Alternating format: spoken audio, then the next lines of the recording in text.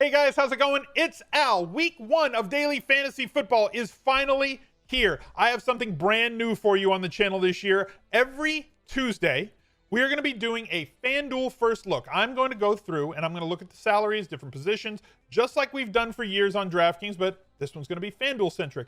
I'm not going to do it the exact same way. Draftkings, we try to build a cash game lineup. FanDuel, I'm going to take a little bit more of a tournament approach to the way that I try to build these lineups here. Yes, there will still be high volume plays. Yes, there will still be cash game plays that you can utilize, but I'm going to try and look at maybe a stack with a secondary stack or a player coming back from that primary stack to build these tournament type of lineups. You can use them in single entry. You can use them as mass multi-entry as a core for that if you want, or 3 max, 5 max, 20 max, whatever. I'm just taking a more tournament approach to these as opposed to the cash game lineups that you're used to seeing me build on first looks, to just try and give a different look and feel to the videos. If you're new to the channel, please subscribe. Make sure that you ring the notifications bell. I come out with a ton of videos during NFL season. I don't want you to miss any one. And if you would be so kind, if you appreciate this new look at FanDuel, drop me a like on this video. Let's see how many we can get. If we can get over 750 or 1,000 likes on this video, that would let me know that it's content that you really want to see every single week this football season. Before I get into the video, I did want to mention that we do have an Instagram giveaway going on right now with the fine folks over at establishtherun.com. They have full projections up for FanDuel and Draftkings right now on site, as well as some of the best content that you can get from a great cast of characters who have a history of writing articles in this fantasy football industry, from season long to DFS, as well as some extremely accomplished daily fantasy players like Drew Dinkmeyer, like Adam Levitan, like Andrew Wiggins, Mike Leone, and right on down the list. So if you want great content, jump over there on etr.com, establishtherun.com. There's a link to join down below in the description that will give you 10% off at checkout. If you want to join the giveaway, it's on Instagram. I will put a link in the pinned comment down below for you to go answer the trivia question. I will be announcing the winner on Thursday morning so that you can have access to all of their projections and content by the time that Thursday night showdown rolls around. So make sure that you get over there and check out their content. Let's take a look over this. I know all of a sudden Twitch chat was kind of going crazy when they jumped into the stream this morning and they said, "What is this blue? I'm not used to blue." But here it is. We're here on the blue. I'm going to make this real simple. I think that DraftKings did a really good job of making their pricing a little bit tighter than in previous week ones. I don't think that FanDuel did a bad job of pricing at all, but they maintained their salary minimums from before, which has opened up some very distinct value plays on the slate. One of them is Antonio Gibson, who I think is going to be one of the favorite heads that people are going to click on in week 1. I mentioned this. I put it up on TikTok. I put it up on Twitter. We talked about it on stream yesterday. We talked about it on the first look video that came out on Monday on this channel. I think Antonio Gibson is fine for week 1. I don't care where he's listed on the depth chart. He's going to have a role. I believe that that role is going to be somewhere between 12 and 15 touches, with about 4 of those coming through the air. So at the salary that he's at, we don't really need all that much for him to pay off. And if he does score a touchdown, if you know his player profile, scoring long touchdowns is something that's extremely included in his locker, in his skill set. So Antonio Gibson at 4,600 is something I'm going to include in this lineup. I'm also going to talk about one other player really quickly that I think has jumped up based on roster, injury, and opportunity. A very talented skill set wide receiver, though a rookie, Bryan Edwards for the Raiders, was going to probably be playing outside of that first team, but the injury to Terrell the Gazelle Williams, who's going to be out this entire season, has opened up a lot of opportunity on the outside for Bryan Edwards, who did apparently impress a ton during camp. So Henry Ruggs is the high-profile rookie. Edwards was the lower draft pick behind him, but talent isn't everything. Talent means a lot, for sure, but opportunity in fantasy means more, arguably, than just raw talent. So if Bryan Edwards is on the field for 60% of the snaps or more in week one, I'm trying not to go overboard and say he's going to be on the field for 70 or 75 or 80% of the snaps. But if he's on the field for 60% of the snaps in a game where he's playing against a defense that is pretty bad and the Raiders defense also pretty bad in its own right, if we can milk 6 targets out of Bryan Edwards with his size, with his ability in the red zone, with his downfield ability as well, and all the attention that's going to be paid on the inside to Ruggs in the slot and Waller, as well as stacked boxes that Josh Jacobs should be facing,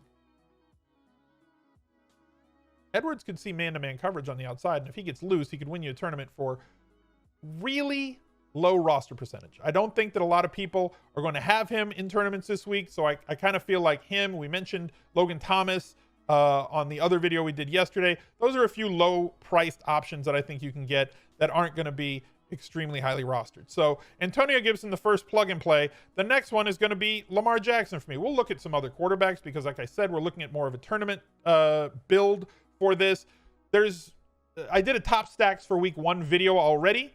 If you want to go check that one out for week 1, everything still applies. My favorite quarterbacks to stack in week 1 are going to be Lamar Jackson with his pass catchers, Russ Wilson because of the consolidated targets that go to Lockett and DK Metcalf, especially once they get near the goal line, with Metcalf leading the league last season in end zone targets and Lockett being top 10, I believe, at the position also in the league. In terms of end zone targets as well. Drew Brees, probably not going to be stacking him, but I understand if you want to do that with Thomas and or Alvin Kamara. Josh Allen, I don't see the price right now at $7,900 being beneficial to me in a stack sort of situation. Matt Ryan, a player that I do want to have stacks of because I think that game is going to shoot out. As I mentioned with Seattle, Matt Ryan, Julio Jones, Ridley, and Hurst, I think all are in play in combination. 1, 2 of them, I probably won't play all 3 in a stack, but bring it back with one of the Seattle pass catchers. Carson Wentz, a lot of people are going to be on Eagles this week, from Miles Sanders at running back to Deshaun Jackson with the depleted wide receiver core to Zach Ertz as well. If you're going to be playing Miles Sanders, who I think is going to be extremely clicked on this week, as well as Zach Ertz, who, because I think we can fit him in a lot of different lineup combinations, will carry a lot of percentage in tournaments as well as cash. And then Djax, everybody wants to play the narrative of Djax in week 1 usually smashes. Revenge narrative of him playing his former team. To me, the thing that matters more is Djax is a 5 to 6 target a game guy. But because of all the injuries on offense that they're dealing with right now, I think he could be a 7-8, maybe an outside chance at a 9 target guy in week 1 with the big splash ability that he has. Going to be a very popular target. And if you're going to pair him and Ertz or Sanders in a lineup, you're probably going to want to have Carson Wentz in that lineup as well. Very easy to stack the trio. A couple of other cheaper options. Jimmy Garoppolo going with Kittle. Cam Newton going with whatever you want, White or Edelman. If you want to take the lower percent road, then go with somebody like N'Keal Harry as well. You have to watch the running back situation there in New England this week. And Derek Carr, as I mentioned, his couple of wide receivers and Waller at tight end. Tyrod Taylor popping in a lot of projection models this week. I don't know how I feel about Tyrod yet. I'll probably have some of him in my allocations by the weekend. But not really thrilled about it. If you think that Baker Mayfield can hit 300 yards this week while chasing the Baltimore offense that I think is going to run away with this game, and he can throw for multiple touchdowns, then he will make a good tournament play, whether it's going to be to Jarvis Landry, Kareem Hunt, or, the number 2 receiver, Odell Beckham Jr. Mitch Trubisky is somebody who is garnering a lot of attention because of his past matchups with the Detroit Lions, what he has done against them, and obviously that they have this matchup in week 1. The Lions gave up a ton of points last year. They don't project to be great this year. He is starting now. I wouldn't want him in season long, but if you want to pair him with Allen Robinson in a tournament stack and then bring it back with one of the Lions' very talented pass catchers, whether it's Galladay, Marvin Jones Jr., or TJ Hawkinson at tight end, I'm fine with all of that. I'm probably going to steer away from the running backs on that team. I did like Kerryon Johnson with the Swift injury, but then they signed Adrian Peterson, and I'm much less involved. But Why do I need to get crazy to build a FanDuel tournament lineup when I can just click Lamar Jackson and then, oh, look, I can also just click Christian McCaffrey because I can fit him, because the salaries are that pliable. You know, I don't know. I'm not trying to insult the pricing on FD or anything like that at all, but Las Vegas is not going to be a good defense. We know that Christian McCaffrey has sustainable usage year over year, even with the change in coaching staffs. I think they're going to get improved quarterback play, which can only help Christian McCaffrey in 2020 versus 2019 when Kyle Allen started for most of the season. The price is fair. 25 points is well within reach on volume alone, which is absurd to say. And if he finds his way into the end zone, and when you factor touchdowns for running backs are most highly correlated with touches inside the 5-yard line, and he led the league in touches inside the 5-yard line in 2019. I don't see why that would change in 2020, even if his percentage of the running back snaps on Carolina and percentage of the running back touches on Carolina fall from like the 98 point whatever ridiculous amount he had to like 85%. He's still going to be there. He's just going to be fresher in terms of fantasy points per game, touches per game, all those sorts of things.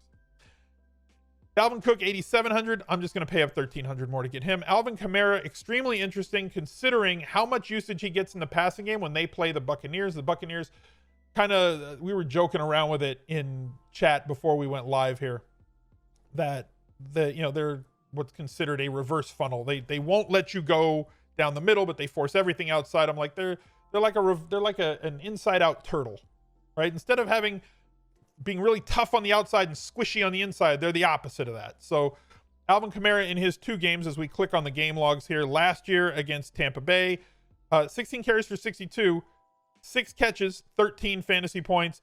And then the other game at Tampa Bay, 10 catches, 17 fantasy points, no touchdowns in either. Very possible for him to get to value or approach value on volume alone. And if he scores a touchdown or multiple touchdowns, will absolutely smash value. I like to try and stick to guys that are going to get there. Josh Jacobs, he's 8,200. I need him to be cheaper. And the reason that I need him to be cheaper is for 500 less, I can get Austin Eckler, right? Who's going to see similar volume, but higher value targets or higher value touches, because 6 of those are going to come through the air, when on the high end, 3 of those only are going to come through the air for Jacobs. Jacobs clearly has higher touchdown expectation. If he breaks a big play, that's all going to be moot. But I try to shoot for volume over touchdown upside. Yes, in tournaments, I do want to take a little bit more chances on guys with a lower floor, but an equally high ceiling.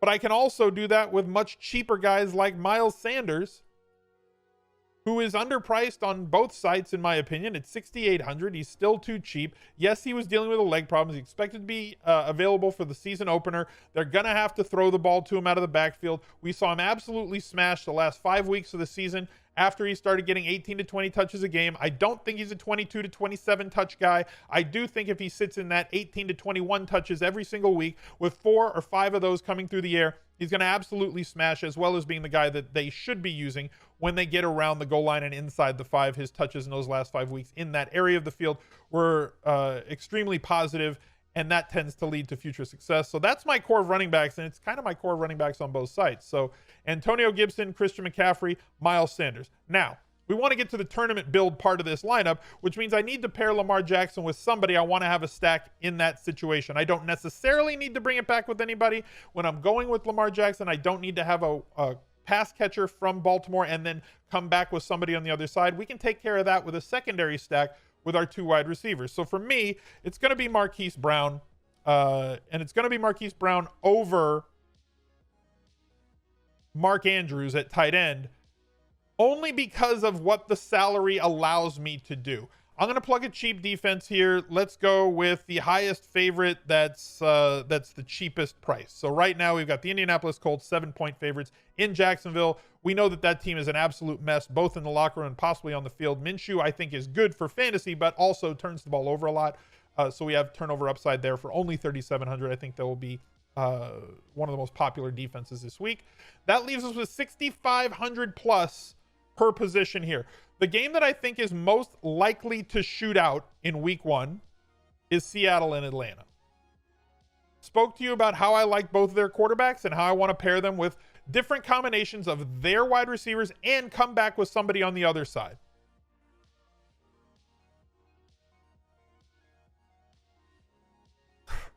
I don't know how to say this. Julio Jones is really good, but he's 8,200. Tyler Lockett, also really, really good, 6,800. I'm getting a bargain here with Calvin Ridley, who I think is going to jump up over 20% in terms of his market share of targets on the season. I think he was just under 20% last year. Don't quote me. I'll look it up after the video. If it was like 20.5, I'm sorry. I think it was somewhere in the 18-19% range. I think he jumps up to like 22, maybe as high as 23%, which means that he's just too cheap at 6,600, especially going up against Seattle. So I can go with him. And the league leader from last year in terms of end zone targets, with 18 of them going into his second year. Big splash possibility here.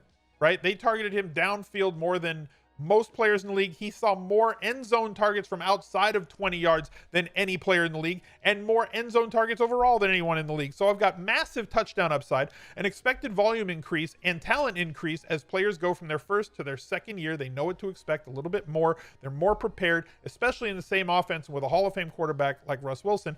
That gives me my secondary stack, Calvin Ridley to DK Metcalf, which leaves me an extremely easy to roster $6,600 tight end in Zach Ertz. Kittle against Arizona, fine. If you want to go that route, especially in a Jimmy Garoppolo stack, I get it. Mark Andrews, 7,400, 800 more than Ertz in a situation where I don't think he merits being 800 more than Ertz, even though he may outscore him in week one, and I've got him projected to score more fantasy points. I don't have him projected to score 800 FanDuel dollars worth of fantasy points. Darren Waller, close, but we can't really afford him. Couple of cheaper options here. Mike Gesicki, I expect to see in the slot a lot in week one. Jack Doyle, with as much as Phillip Rivers throws the ball short and to the inside of the field as opposed to outside the hash marks. Hayden Hurst in an Atlanta or a Seattle stack as a bring back player or a standalone is fine with me. And Logan Thomas, just like I said on the Monday video, my favorite super cheap, possibly low percent rostered sort of guy at tight end that you can leverage the field on and have some upside, but he is definitely a boomer bust play for week one because we just don't know. So the best time to be contrarian is the first few weeks of the season, first 3 or 4 weeks of an NFL season. When everybody says you should be doing this one thing, the best time to do your own thing is those first 4 weeks, because no matter who it is that's talking to you, we think we know, but we really don't know who these teams are completely yet. So if you have a take, if you have a play, if you think that one game is going to shoot out that I haven't mentioned, don't say I can't play that play because Al or this other analyst or whoever else didn't mention them. Now's the time to exactly play that play in tournaments, because there is no better time to be contrarian than September when it comes to NFL DFS. Thank you guys for tuning in. I'll catch you with the next video. Bye. He's a legend.